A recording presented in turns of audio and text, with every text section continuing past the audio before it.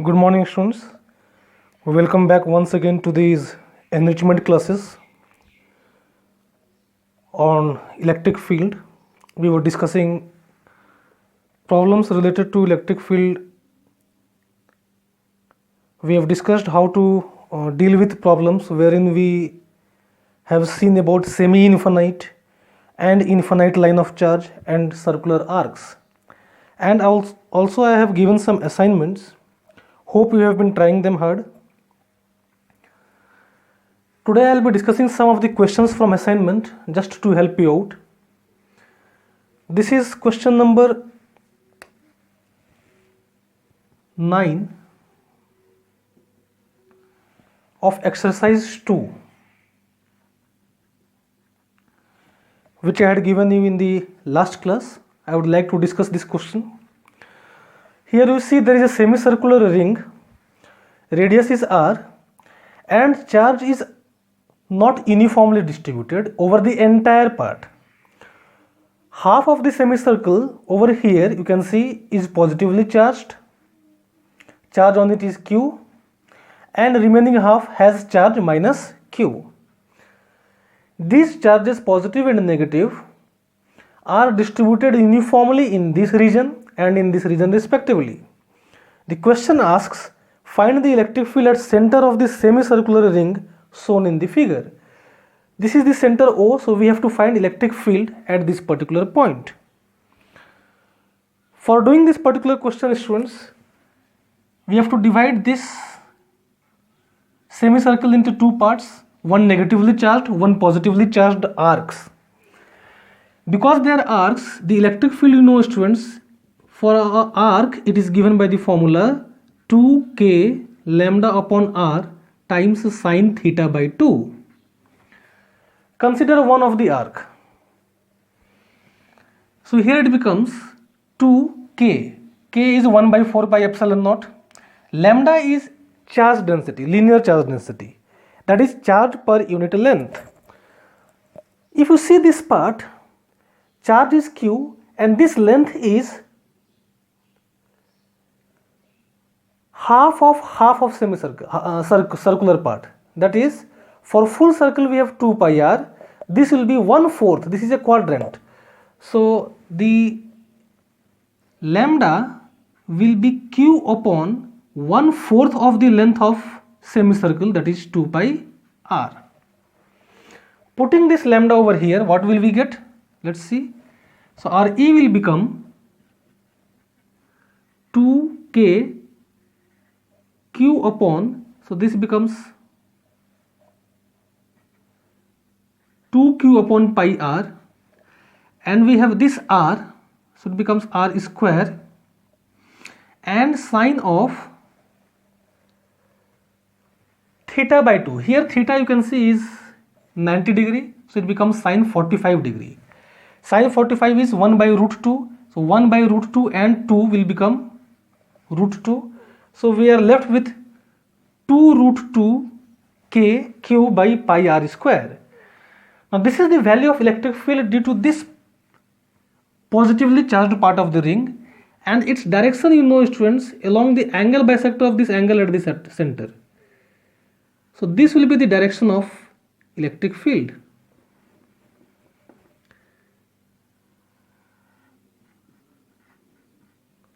This I'll call as E plus. This part will also have exactly same value of electric field, but its direction will be towards it, like so. And both these fields should make how much angle? 45 degrees with x-axis, with this particular line. This vector I'll call as E minus vector.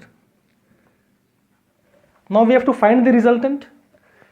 It's clear that E plus and E minus, both of them are equal, and that I'll call it as E, and E value is this much. So resultant of these two, how will you find? We will just resolve these two vectors. So you can see it. There will be one component here and one component here for this one, and for this also there will be one component here and one component here. Because this is 45, so this component will be E sine 45, that is E by root 2.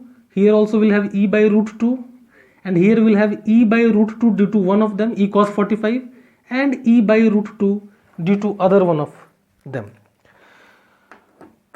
It's clear that these two components, E by root 2 and E by root 2, will cancel. Therefore, net electric field at O will be how much? It will be E by root 2 plus E by root 2, that is twice of E upon root 2. That becomes how much? Root 2 times E. E we have already calculated over here. If you multiply with root 2, so this will become root 2 into root 2, that is 2 multiplied by 2, 4 kq upon pi r square is the value of the electric field, and the direction, it will make an angle of 45 degree as indicated over here.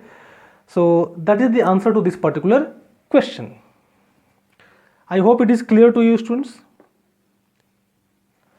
One mistake I told regarding direction, it's not making an angle of 45 degree, rather it is in the opposite direction of x-axis. E plus was making 45 degree and E minus are making 45 degree. Their resultant will be like so.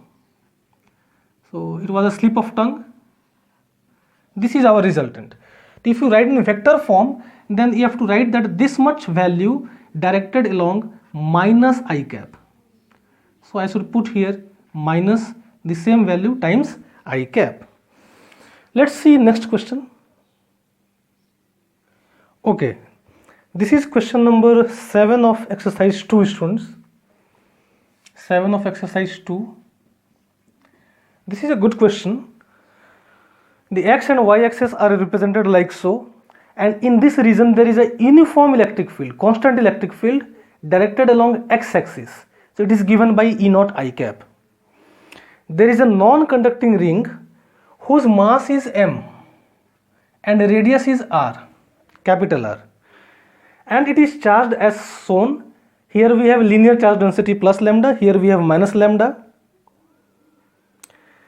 Then this ring is placed on a rough non-conducting horizontal plane. It is given that at time t is equal to 0, when this electric field is switched on, the ring starts rolling without sliding. So there is a case of rolling without slipping or sliding. Rolling without slipping, students, you have studied in standard 11th. The question is asked that we have to determine the frictional force, both magnitude and direction, acting on the ring when it starts moving. So we have to find frictional force. I will denote by small f. This is to be found. Unless you have tried on your own with your all might, please do not see this particular solution. First to try yourself, then you look at the solution to this particular question. First you have to think, why will it roll? You see, students, this part of the ring is charged, so it will experience a force in the direction of electric field because it is positively charged. If I choose a small element, say of length dl, like so, at an angle theta, such that this element subtends an angle d theta. This element will have some charge, that charge I will write as dq. Then can you tell me what will be the direction of a force on this small element? Because it is positively charged, the direction of a force must be in the direction of electric field, so it will be like this.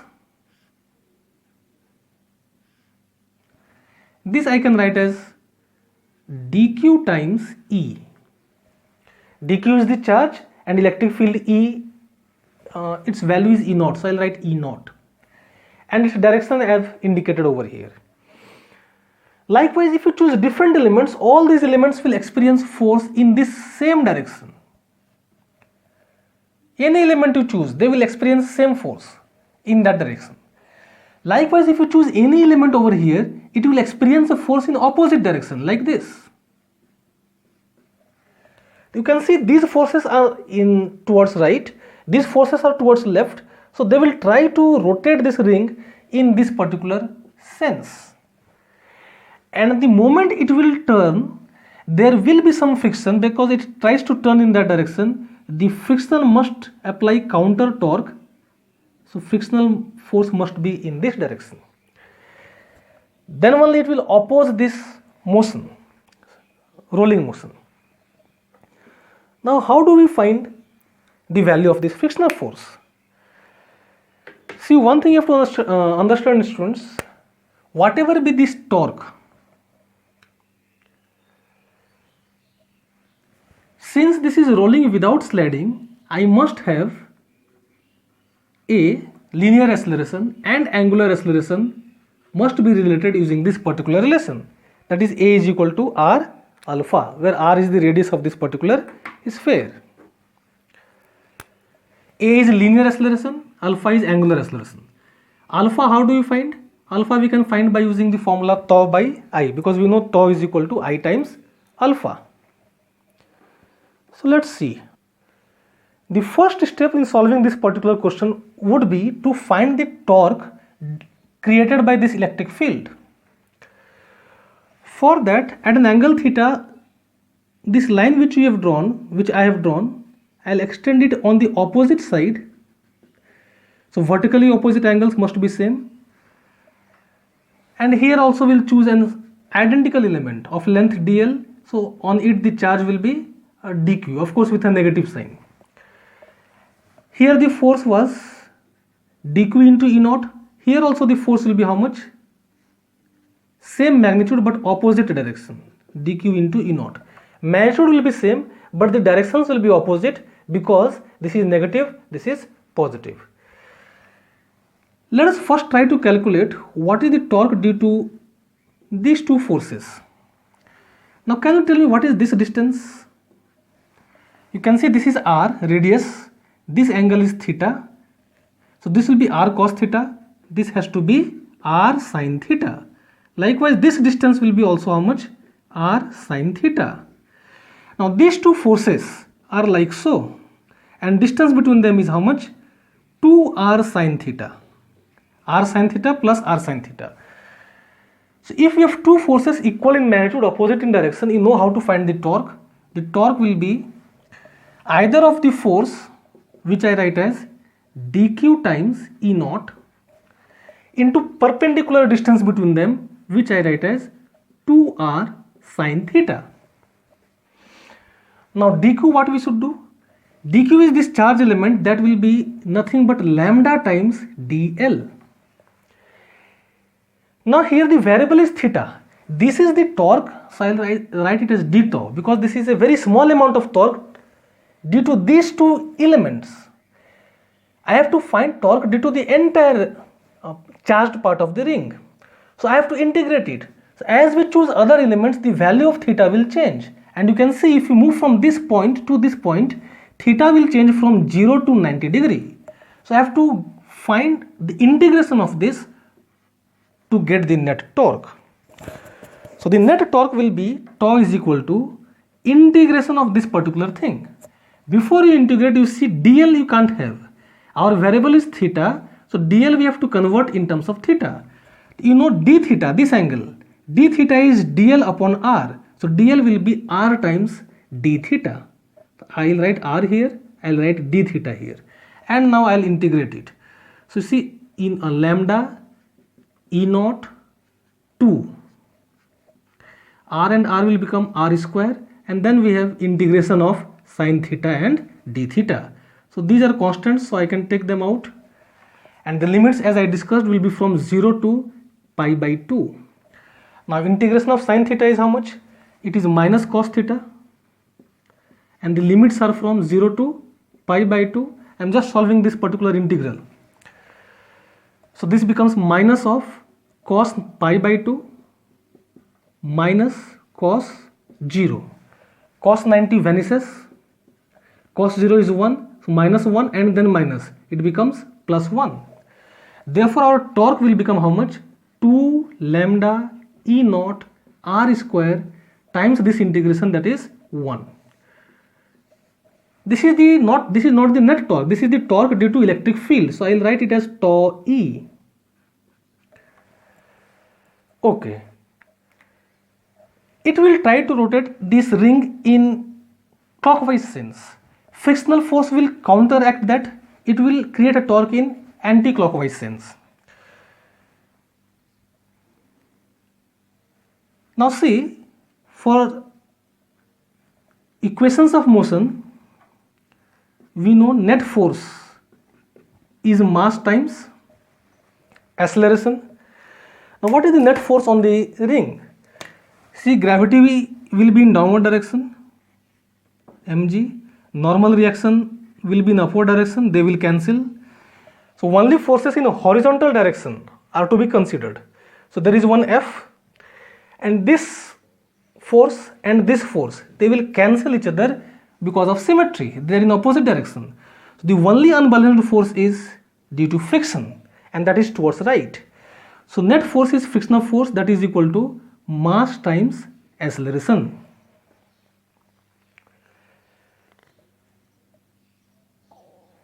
This frictional force produces some torque. What is that torque? That torque is about this center we are finding the torque. So torque of the frictional force will be how much? F into perpendicular distance from this axis. This perpendicular distance is nothing but R. That is the torque due to frictional force. So this I will write as tau F. Torque due to frictional force and torque due to electric field, they are in opposite sense. It tries to rotate it in this sense, clockwise sense. Frictional torque will be in anti-clockwise sense. So the net torque, tau net, will be how much? That will be 2 lambda E naught R square, that is this one, minus this one. Now why minus, you can understand. So this is the net torque, and the net torque, students, you know it is how much? I times alpha. Net force is mass into acceleration, net torque is equal to I into alpha. Now I is the moment of inertia of this ring, which is nothing but m times r square. Alpha and a are related using this relation. So alpha I can put as a by r. Alpha will be our a by r. So r will cancel.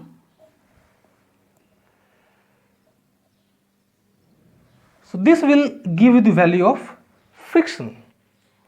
You can see now 2 lambda E naught R square minus FR is equal to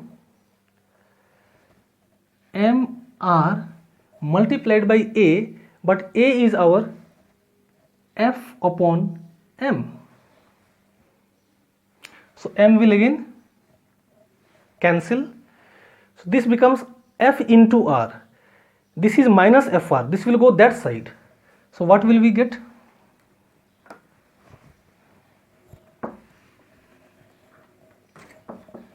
So the final equation becomes like so: 2 lambda E naught R square is equal to FR plus FR is twice of FR. So 1 R will cancel, 2 will also cancel, and that gives you the value of F as F is equal to lambda times E naught times R. So this is the magnitude for frictional force. And what about its direction? Direction, you can see it is in this direction. So in the figure it was given, this was our x-axis, this is y-axis. So its direction will be along I cap. So the answer will be lambda E naught times R I cap. I hope this solution is clear to you. Please practice it once again. Okay, let us discuss the next question. This is not from the assignment which I have given, but it's a good question I would like to discuss. It will help you in solving other questions. One more thing, students, the assignments which I have provided to you, there are some questions pertaining to work, then potential energy, etc. Such questions you can leave for the time being. In the next class on Monday and Wednesday, I'll be discussing such topics in your regular classes. After that, you try to solve them. Otherwise, other questions can be solved by you easily. Here in this third question, there is a ring of radius r, charge q is distributed uniformly on it. On its axis at a small distance x, it is given that the radius of this ring is quite large compared to x. So x is very small. On its axis at point P, there is a particle which is placed. Its mass is m and it has a negative charge minus q. We have to find the angular frequency omega.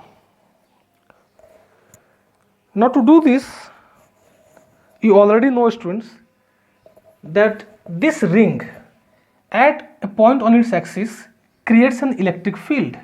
And do you remember its expression? This ring is positively charged, q is positive. This expression was how much? 1 by 4 pi epsilon naught q times x times r square by x square to the power 3 by 2. Now this was the electric field. It was away from the center. Since this charge is negative, this force at this point will be directed towards the center. So this force I will write as F. I am not writing vector, direction I have already indicated.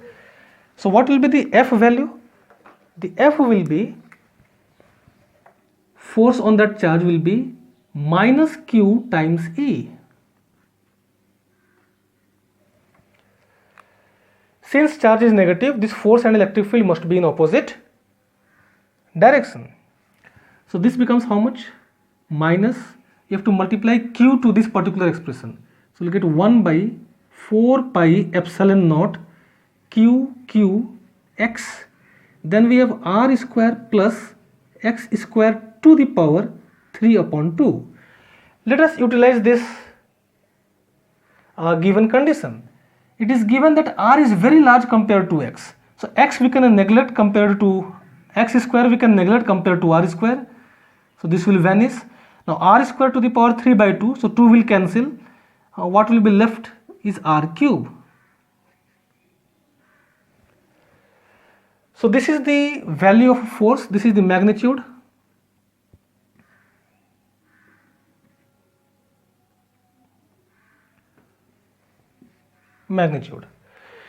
Now it is clear that this force is directly proportional to, so if you want you can find acceleration also. So acceleration of this particular particle will be force upon mass. Now force upon mass will be how much? That will be this much divided by m. So it becomes qx upon 4 pi epsilon naught m times r cube. This x I'll write separately.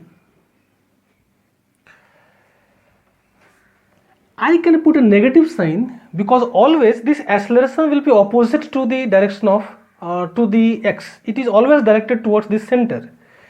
If I choose this point, so what will happen? Because of this acceleration, this charged particle will come closer and closer to the center. At the center, electric field becomes 0, force becomes 0, but because of inertia it will cross it.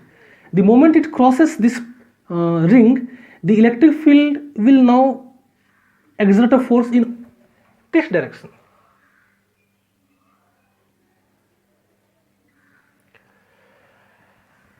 And then it will come back again, it will start oscillating like so. So for that oscillation we have to find the angular frequency. It is clear that A is proportional to minus x. That's why this kind of motion we know it is simple harmonic motion. For SHM, students, we know A is equal to how much? Minus omega square x. So we can compare these two relations. So our omega square will become how much? This will become q upon 4 pi epsilon naught times mr cube. This is our omega square. So omega will be root under this much. So this is the answer for angular frequency of this particular charged particle placed on the axis of the ring. Next question is a bit conceptual. It's not numerical, in fact. The question is this, that in a region of uniform electric field, if you are asked all the possible trajectories for a charged particle, what would be your answer? Suppose you are given a charge q and you are asked to throw it in some fashion as per your wish. Then tell me, students, what are the possible trajectories along which that charged particle can move? You can think of anything. You can think about circle, straight lines, hyperbola, parabola, ellipses. What are the possible? And one more thing you have to think, what are not possible also. Let's see first about straight line. That seems to be possible only if we satisfy two conditions. So I am talking about straight line. Yes, it is possible. So I put a tick. When it is possible, I told two conditions are possible for this. First, just put a charged particle over here, leave it here. It is at rest. So charge at rest. If the charge is at rest, it will experience an electric force in which direction? In this direction. Then it will move straight in the direction of electric field. In the direction of electric field, it will move in uniform electric field. So straight line is possible. It may not be at rest. Suppose I throw a charged particle upward, exactly. Upward means opposite to the direction of electric field or in the direction of electric field.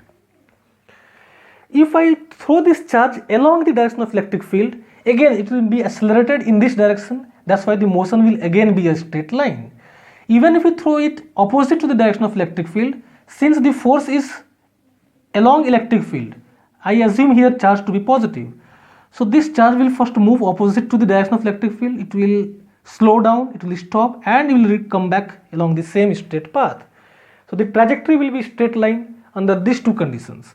First, charge should be at rest. Second, charge is thrown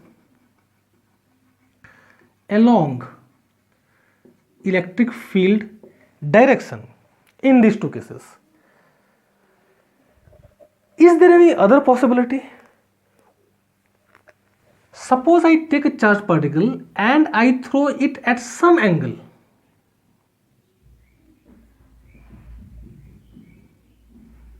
Like so. V naught is its velocity vector. Can you guess what will be the nature of its trajectory?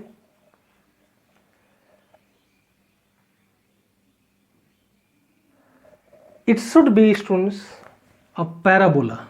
Please think about this. Let me give you a very simple hint on this. This we have already done in standard 11th in gravity. The gravitational field is taken as uniform near the surface of the earth. And if I throw a stone vertically upward or I throw a stone downward, it will move along a straight line. That was case 1.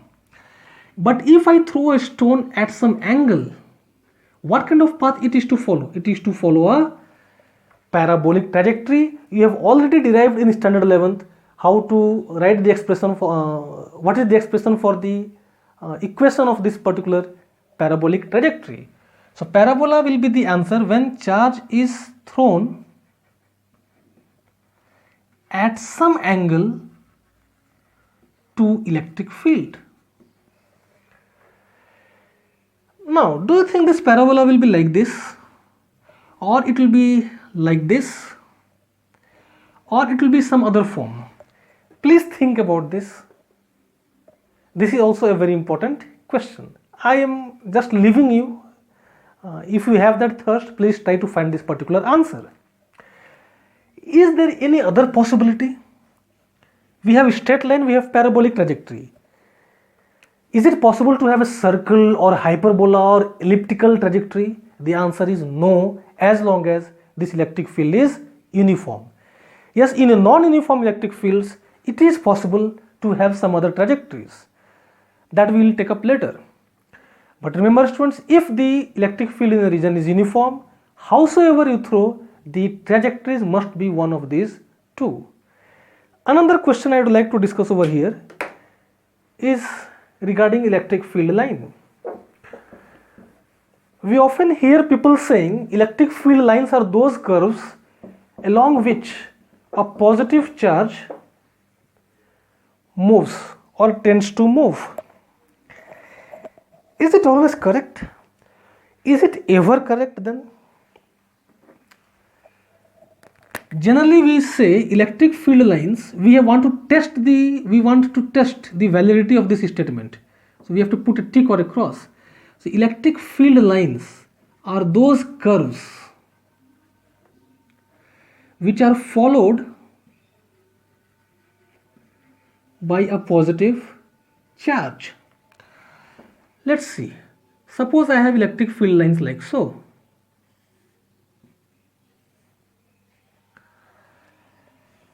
And I take a charged particle like so. And I throw it in this direction with some velocity.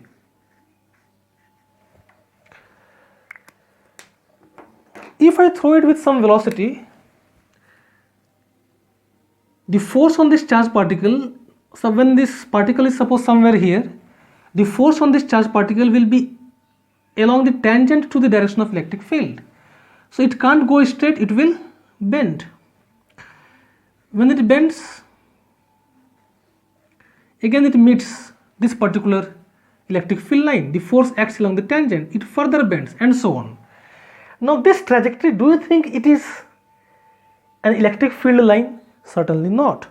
So this statement is at least not correct if there is some velocity imparted to the charge in a non-uniform.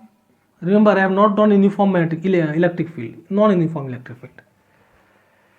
Then you might ask, okay sir, we will release it from rest. Yes, you can do so. Even if we release a charged particle from rest, what do you think will happen? Suppose there is a charged particle Q. This is electric field and this is not uniform electric field. Initially the charged particle is at rest, so its velocity will be 0, but its acceleration is non-zero. It will suffer some acceleration because there will be some force, and that force will be along the tangent. The tangent will be like this. Suppose this was the electric field line, this is the tangent. Because of this force there will be some acceleration, so the charged particle will move in this particular on the tangent. It will gain some velocity. If the velocity is very less, if the velocity is 0 at each instant, that means somehow you are not allowing it to gain velocity, you are stopping it, then it will move along this electric field line. But that is not going to happen. If you leave it, it will gain some velocity, so it will shoot up this position of electric field line and will cross. Again it will meet that particular electric field line, and then it will experience some force along the tangent to electric field line. It will show some curvature, it will bend from its path. Strictly speaking, in this case also it will not move along the electric field line. Only there is one possibility, students, when electric field lines can be considered as the path of the charge followed. That will happen only in case of uniform electric field. If electric field be uniform, then if you release a charged particle at rest, or if you throw it along the direction of electric field, only in these two conditions it will follow the path of the curve. Which curve? The electric field lines. I hope this concept is clear, students. I will stop here. So I expect you to do lots and lots of numericals. In the assignment link you will find some more objective based questions, multiple choice questions. So I wish you all the best. Try them very sincerely and put your queries in the link provided. Thank you, students.